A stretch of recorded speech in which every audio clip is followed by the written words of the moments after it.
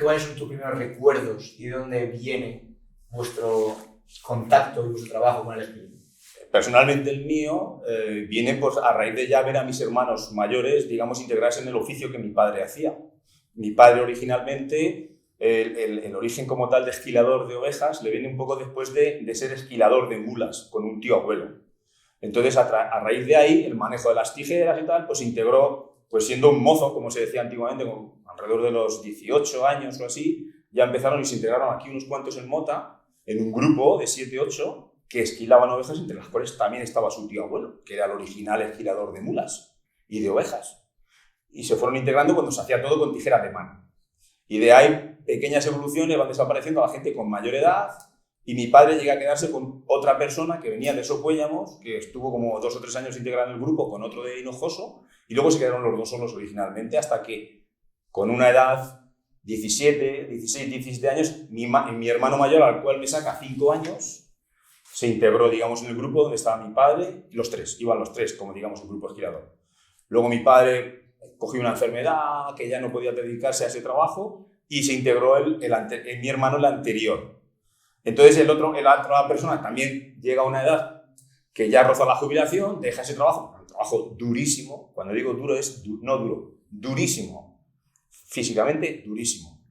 Además, con la peculiaridad de que ibas a sitios donde había mucha suciedad, en fin, se esquilaba donde estaban las ovejas. Es que no había una zona en concreto donde se hacía por sanidad, no, era justo donde estaban.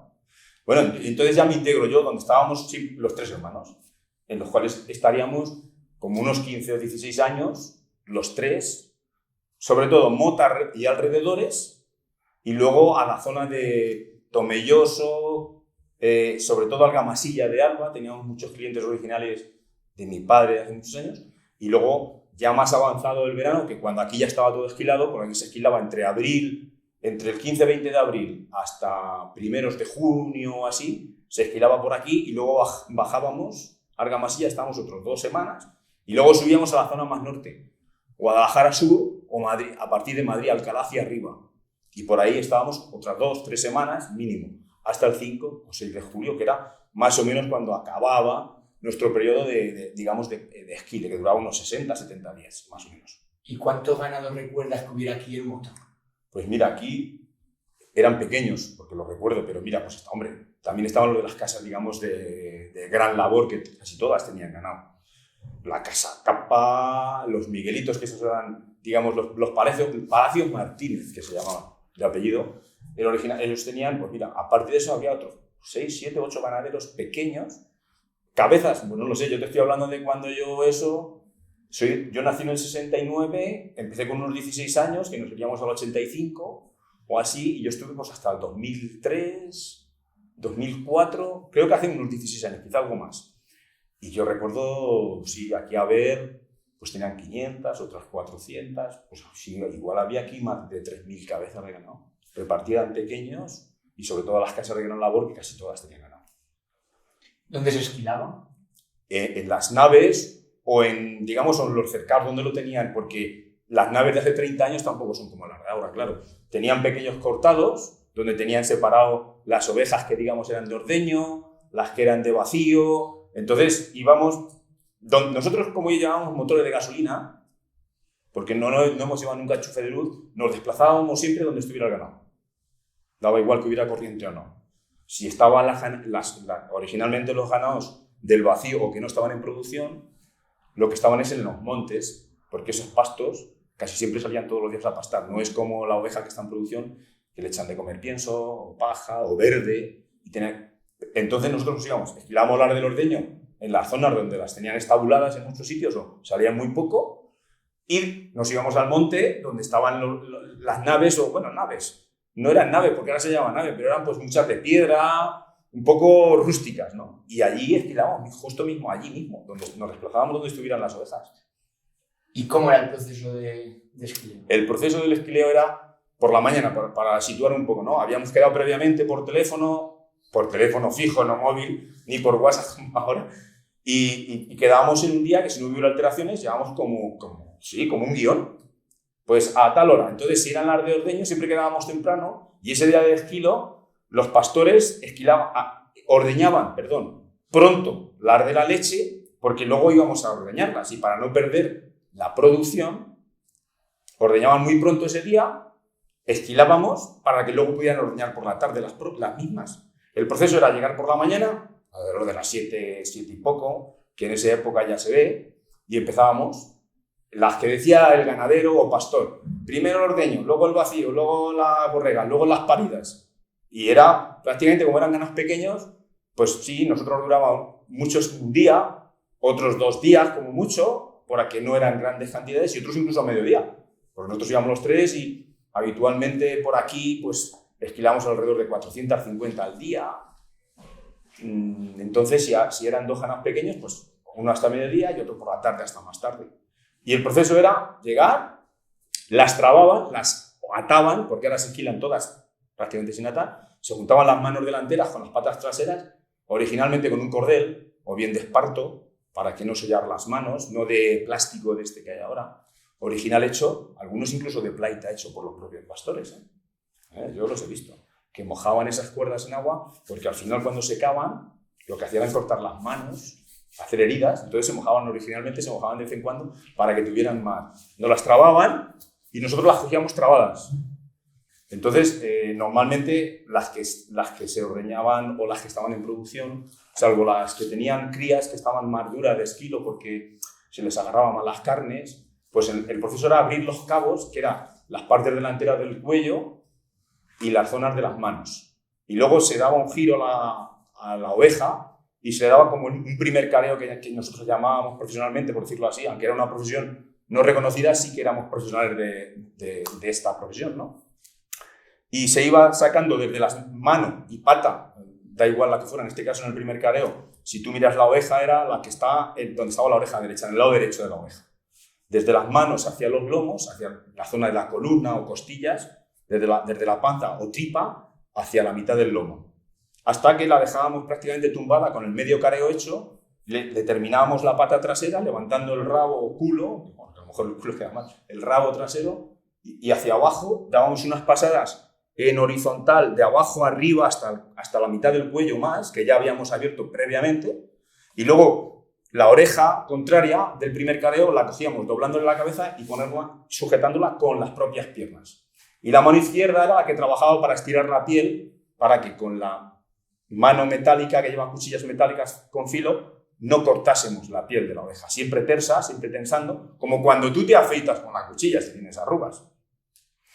Y la íbamos bajando, dejándola hacia atrás, hasta que tú te quedabas con la cabeza justo en la mitad del cuerpo hacia el culo, donde ya se terminaba. ¿Por qué se hacía ese proceso de 2 careos?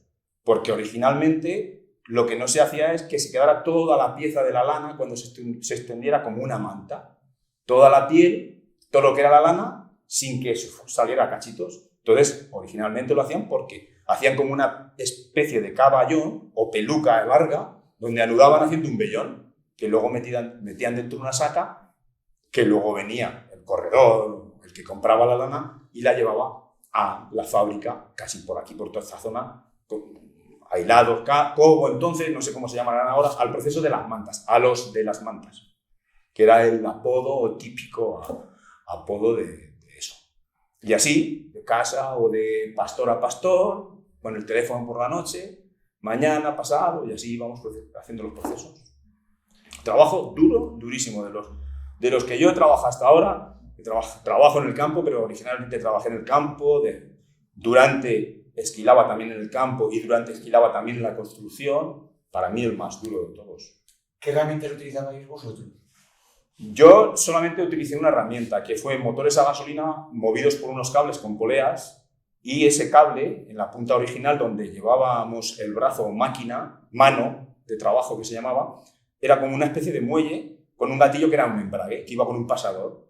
Tú ponías la mano, pisabas embrague, embragabas, empujabas hacia abajo y entonces la cuchilla se ponía a mover sobre el peine, que era lo que hacía como tijera. Y se hacían las pasadas sobre eso. Yo no utilizaba otra herramienta, yo solamente gasolina. También he probado las de luz, pero como nosotros estábamos tan habituados a ese tipo de herramienta, pues nosotros en casa solamente utilizamos los 3 mayores, solo motores. Mi padre sí, como bien he dicho, utilizó en su comienzo, al principio con su tío abuelo, tijeras. Y luego unas máquinas de volante, unas máquinas que funcionaban a volante, digamos con el mismo mecanismo que he hablado antes de motor, pero moviéndolo manual con una manivela. Y entonces alguien movía la manivela para que esos engranes hicieran girar el cable que hacía girar la mano cuando embragaban. Por supuesto, mucho más lenta y mucho más dificultosa que con motor o con luz, que cuando lleva una dinámica mucho más, digamos, igual, o a un ritmo parejo, o unas revoluciones idénticas. Y Ramón nos contaba que los días que se esquilaba antiguamente eran días de fiesta, ¿no? Sí. No sé si vosotros también habéis vivido ese ambiente festivo. Sí, por supuesto. Vamos a ver, sí que cuando te digo que quedábamos con los propios pastores para decir, pues el lunes o el martes o como quiera, sí que iba la mujer, los primos, otros pastores que se ayudaban entre ellos, y sí que era típico, pues una comida, se mataba un cabrito, se mataba un cordero, era un poquito como fiesta, sí, porque iban la familia. Y incluso te podía contar que cuando íbamos por la zona de Guadalajara, que sí que íbamos a pueblos, digamos, pues una España rural que se llama ahora, o abandonada o vaciada, habitantes 80, 90, 100, era como ir, como si venían los del circo, los esquiladores, era algo como muy diciendo, jolín, solo pasa una vez al año. Entonces había gente del pueblo que iba solo a vernos cómo lo hacíamos. Y la familia o ganadero ese día preparaba una comida especial, sí. ¿Y recuerdas, ya para ir terminando, alguna anécdota, algún recuerdo en este proceso, en estos viajes que hacíais? Bueno, anécdotas muchísimas de que sí que te llamaba la atención cuando yo empecé a ir, porque claro, al final, este es un pueblo pequeño, ¿no? Pero yo iba a pueblos mucho más pequeños.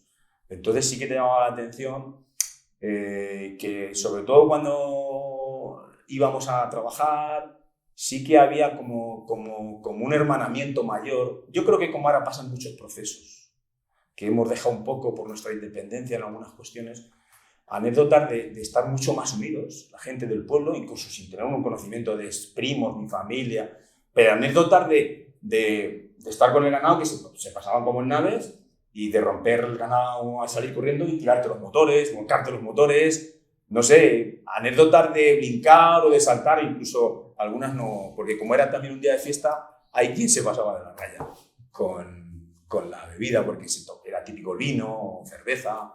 Y cuando íbamos a contar las cabezas de ganado, como he dicho, porque sí que íbamos a otros muchos sitios donde el ser cliente asiduo, por decirlo entre comillas, pues ¿cuántas hemos esquilado? X, 100, 200 a tanto, cobrábamos por unidad.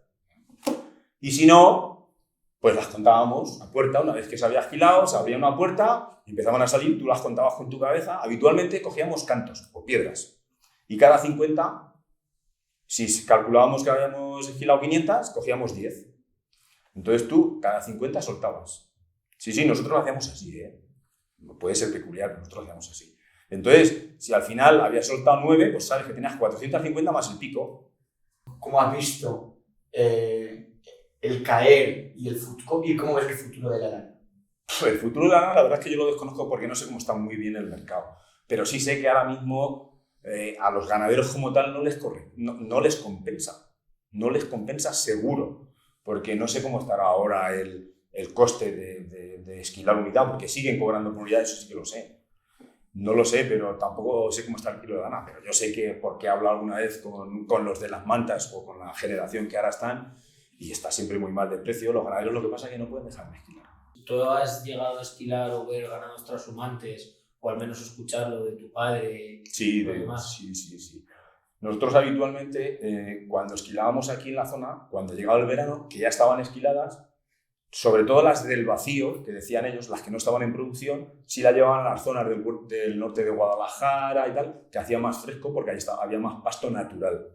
Y aquí los costes eran muy grandes, o el monte ya se había secado, donde no podían comer, entonces les valía mucho mantenerlas y iban con los ganados. Lo que pasa es que yo sí que lo recuerdo ya cargadas en camiones. O sea, cuando se las llevaban, en los años 90 sí ya cargaban muchas en camiones. No había quien hacía la transhumancia como tal, desde aquí abajo hacia arriba. Pero eran ganados de aquí que se llevaban en verano ahí arriba. Aquí, sobre todo la zona de Argamasilla, que sí que eran más... Porque la zona de Argamasilla, que nosotros eran las que más... Llegaba casi a la parte de abajo con Jaén, y allí estaban durante el verano, o durante que tenían pasto en la primavera, que hasta el 15, el 20 de junio, y cuando ya las paridas habían parido y ya se habían quitado los corderos, ese vacío sí que se lo llevaban a zonas más frescas, que era pues o bien a la zona de Guadalajara, hasta que allí hacía, o aquí volvía a rebrojar en el verano, o en octubre, ya casi en el otoño, cuando empezaban los rastrojos o ya empezaban a segar, que ya la oveja ya tiene como una película que ya no se quema del sol, porque también tenía mucho cuidado cuando pastoreaban en pleno julio, porque si no las ovejas recién esquiladas, hasta que no creaban una película, se quemaban las costillas, se les creaba una herida. Entonces pasto había poco. Y hasta que no empezaban los rastrojos a, digamos, a remojar o a echar en verde, no las bajaban, que ya había aquí una temperatura más ideal.